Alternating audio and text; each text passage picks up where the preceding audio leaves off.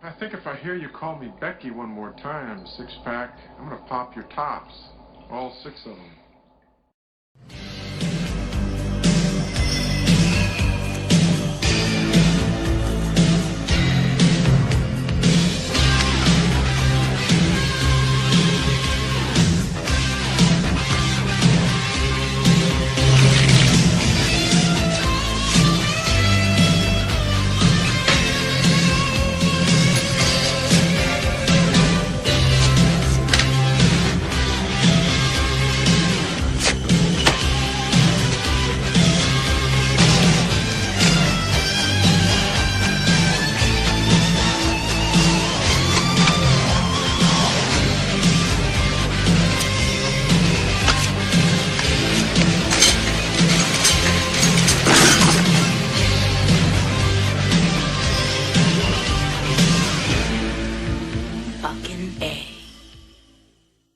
Hey, this is Matt once again. Welcome back to another review. This is a request for Total Meltdown 2.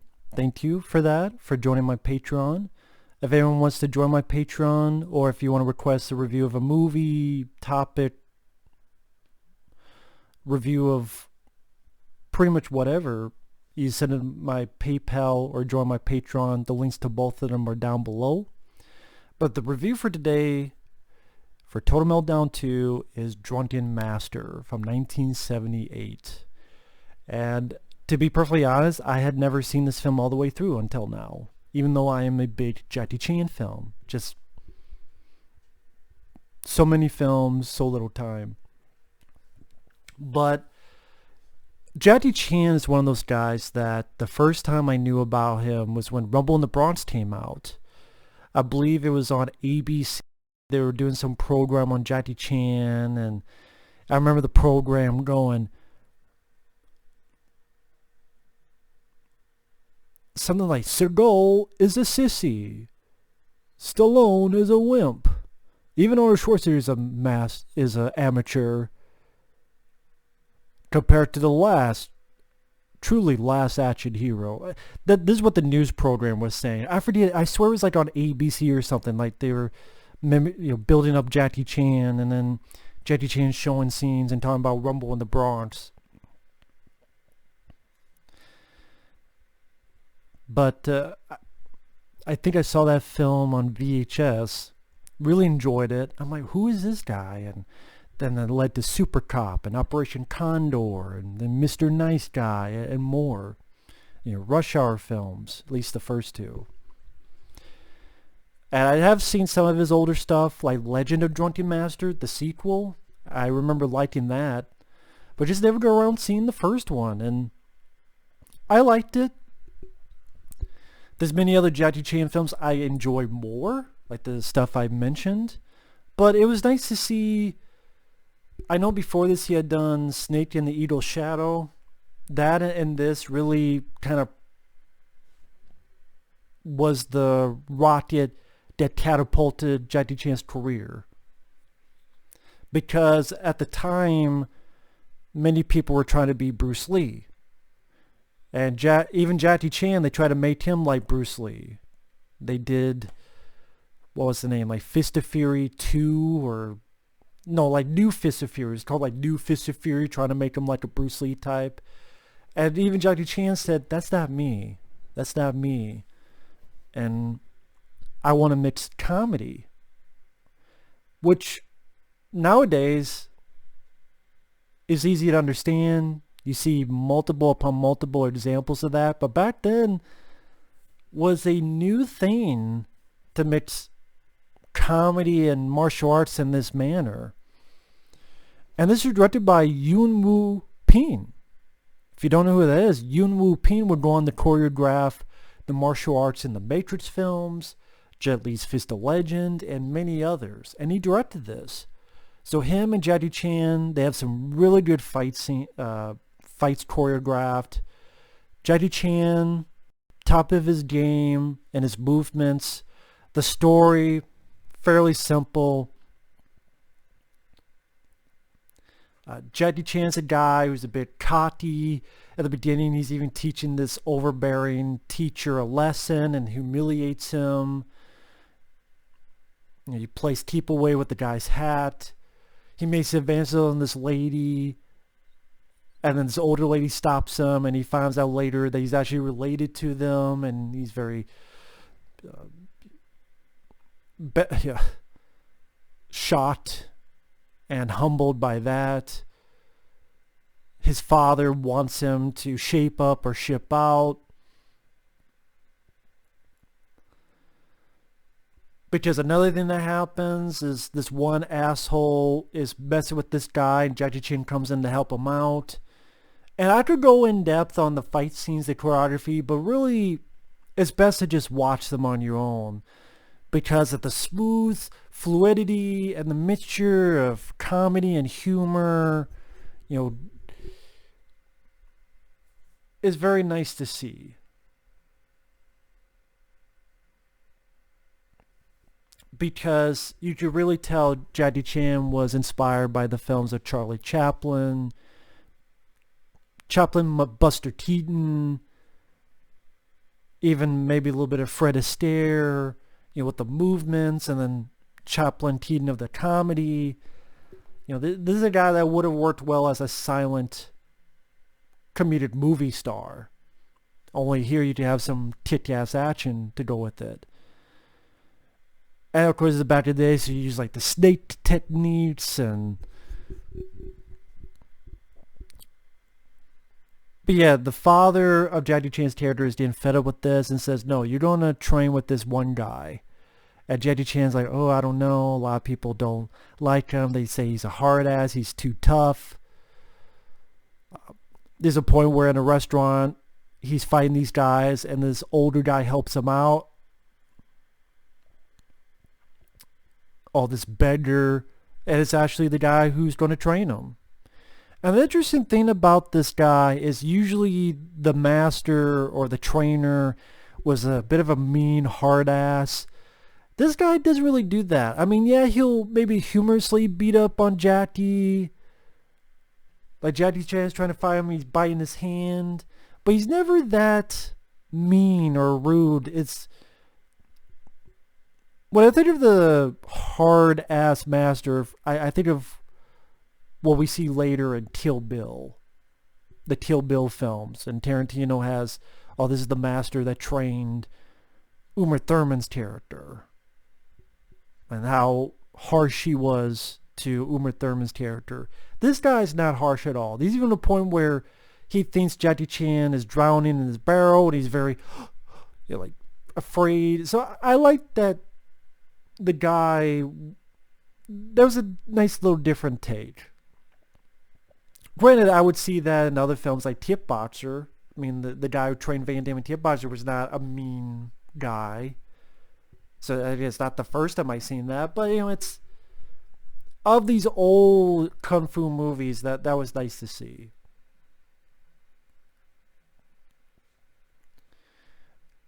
And a nice usage of humor, like when Jackie Chan's trying to escape, but the guy has tied this little string to Jackie Chan's toe, so he can't get away. Again, really showcases Jackie Chan's agility, his flexibility, having to walk around all these barrels that are open with this bucket of water and has to pour in each one, dunk and pour in the other, dunk and pour in the other one. Man, it shows that this guy definitely spent a lot of years, ever since he was a kid, training to work up into being a stuntman, or in this case, the star of a movie. Really have a lot of respect for guys like that.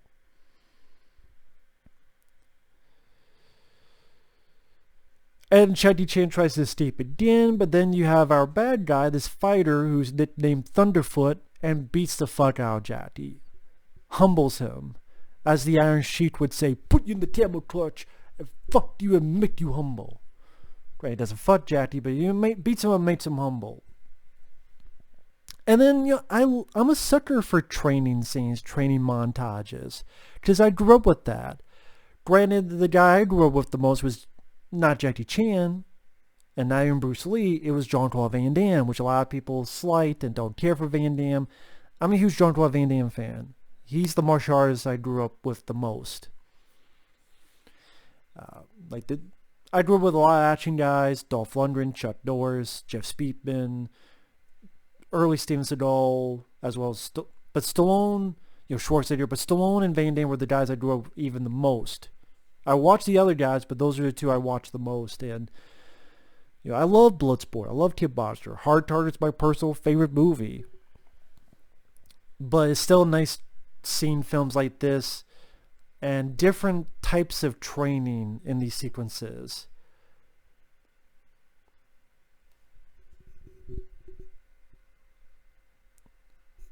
Like the way they did the leg pull-ups, or like you get the water from the bottom, you get it to the top, and like the way utilizing Jackie Chan's body and flexibility and what he's able to do, and wide shots without quick cuts, or you have to try to crack these walnuts with the fingers. We gotta make your hands stronger.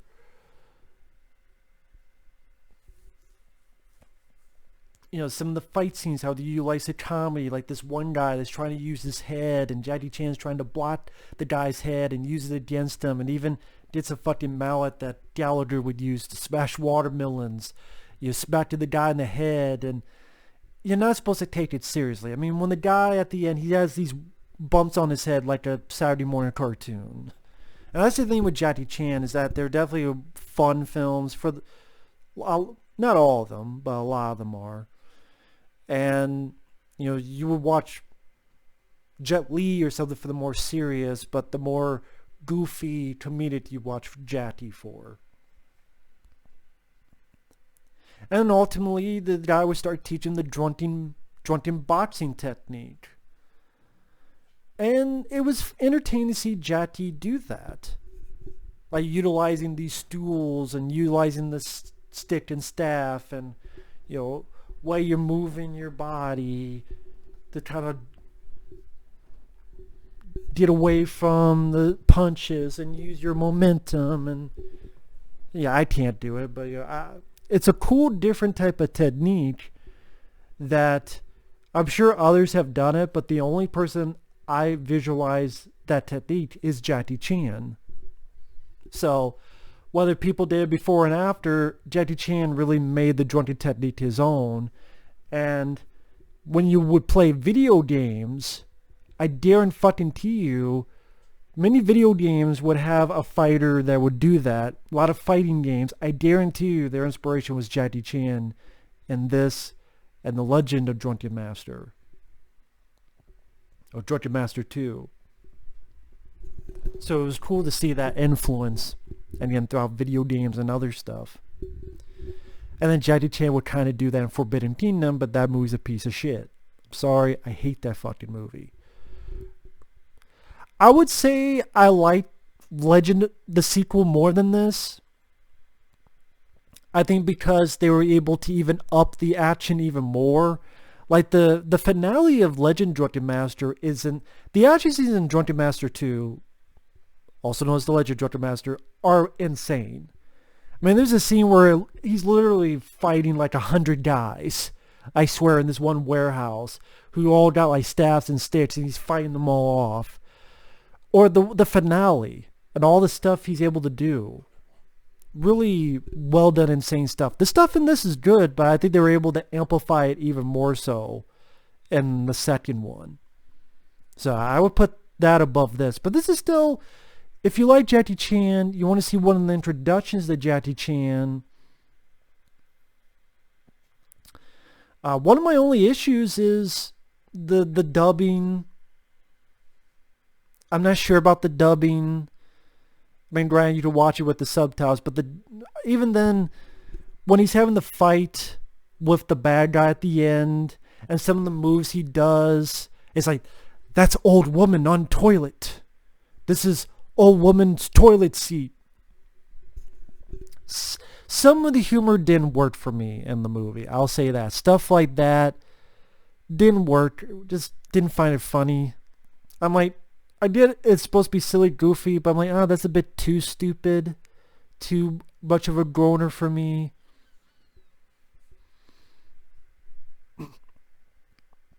And I know this is...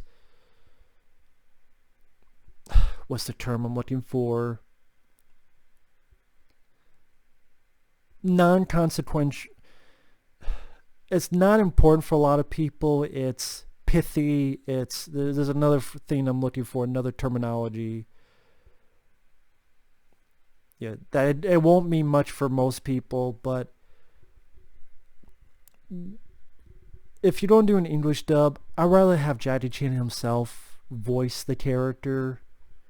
It just, because I'm so used to Jackie Chan's voice, when it's someone else's voice, even a lot of times when it's the Asian with dialect with the subtitles, that's not Jackie's voice. And it's just, I would prefer it just be Jackie. Just, it would, again, I know that's superficial, but it would just make me enjoy the film even more so.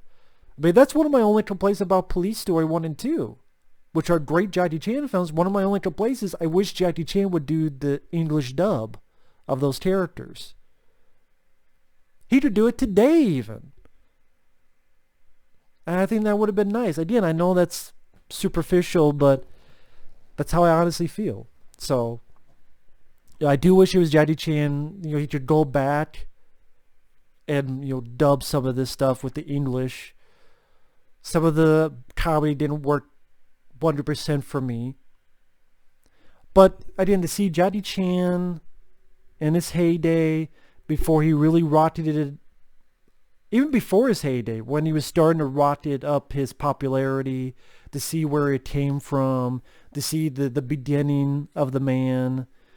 Granted, technically the true beginning, I guess you could say, of Jackie Chan being Jackie Chan. The fluid movements, the fun bits of training, the guy who plays his trainer not being a total dickhead, the fun, you know, smooth fight scenes, and it was an entertaining watch. It was entertaining to see.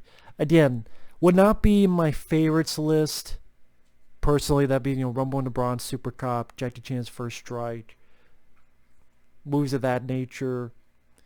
Again, I know it's superficial. I'm usually the type of guy that tends to like stuff that are more in the modern age, even if that's the 80s. Again, that's just personal taste, and I would say the sequel did it better than this. But this is still, it was still fun to see. Still nice to see. It was cool to finally watch this all the way through. So thank you once again, Total Meltdown 2, for that. Thank you guys for watching. Take care, and we'll see you in the next video. Later.